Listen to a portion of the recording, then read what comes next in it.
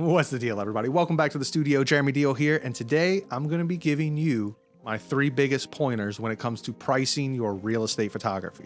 Now, this will also apply for real estate videography and really, I guess, any other business that you are a craft service applying or trying to get clients for.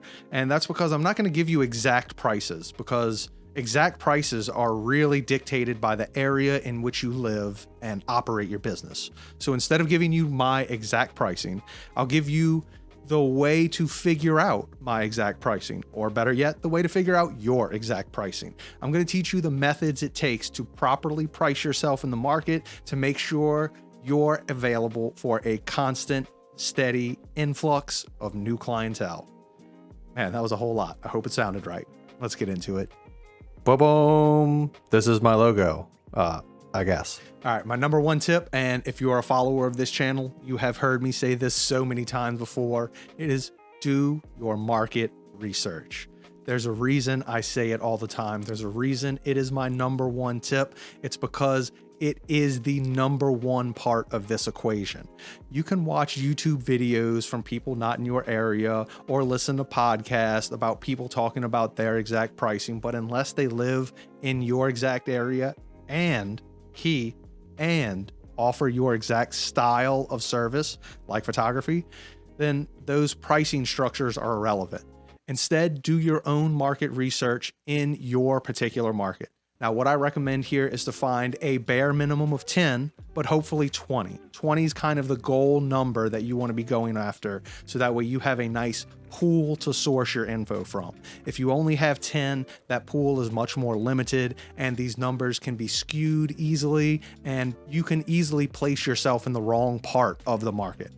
So I would advise getting as many as possible, but once again, I'm going to say 20. 20 is the example. So you want to go around and find 20 different businesses in your area, and I'm going to be speaking real estate photography here since that's mainly what this channel is about. Like and subscribe down below if you want that information and all that jazz. Wow, that was quick. Let's get back into it. So if you want that information, get online and search for 20 other photographers in your area and look at their prices.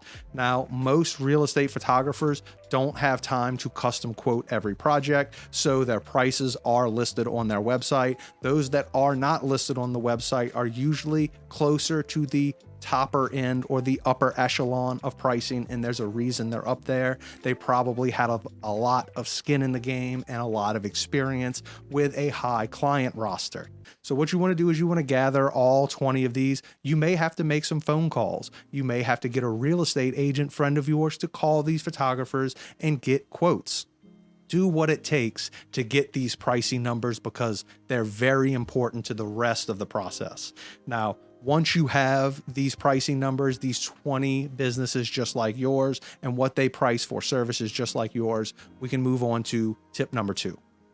All right, now tip number 2 is once you've amalgamated all these, once you've put all these in some sort of list, you want to be in the top third, but not the top 3. And this is why I said earlier, it's kind of important you get more than 10, closer to 20, because if you're down on the 10%, it's really difficult to distinguish yourself between those since there's such a small pool of data to collect from. But I'll say it again, you want to be in the top third, but never the top 3. You never want to be the top 3 expensive people in your area without the client roster to already back those numbers up.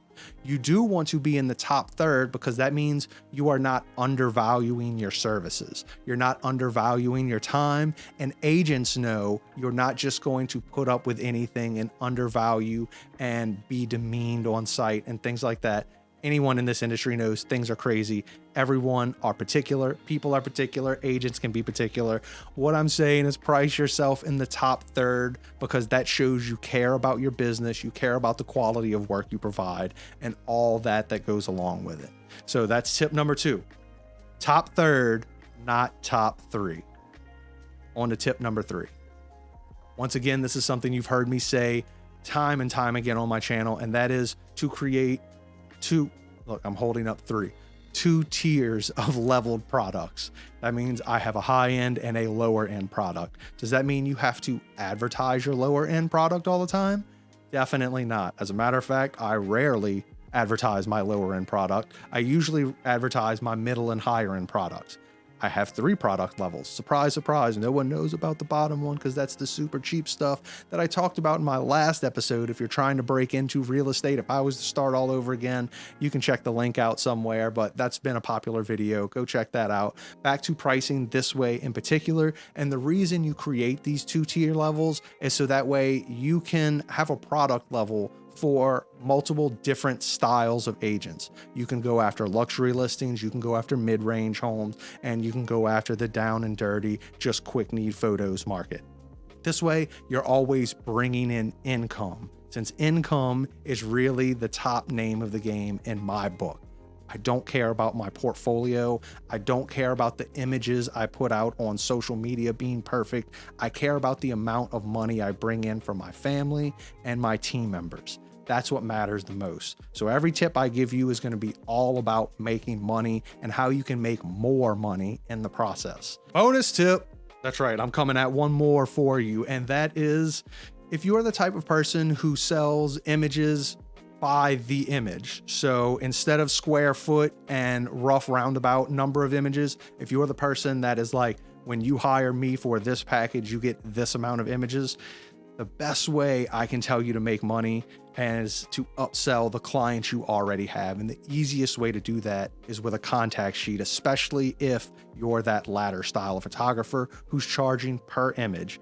I make a lot of extra money by delivering contact sheets to my agents. So my base high-end imagery package is 12 images. Anything over that, they have to pay extra in medians of 5. They jump up 5 image brackets. So the way I upsell them is, even though they've only hired me to do 12 images, I'll show up and shoot the entire property, which usually ends up in probably about 50 images for a 3,500 square foot house. Then I send them a contact sheet through Lightroom and let them choose the images they want.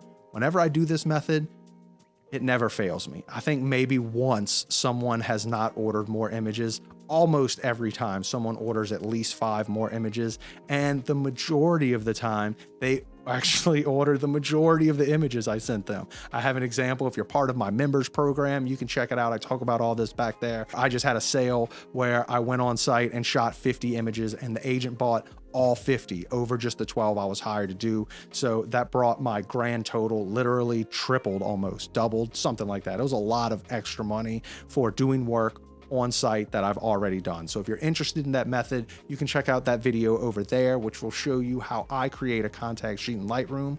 Or if you're just interested in maybe the style of videos I produce for my agents, you can check that over there. As always, keep rocking and rolling, enjoy what you're doing, make smart business decisions, and implement some of this pricing structure stuff, especially if you're brand new. Let me know how it works. Comment down below. Catch you next time. Ooh.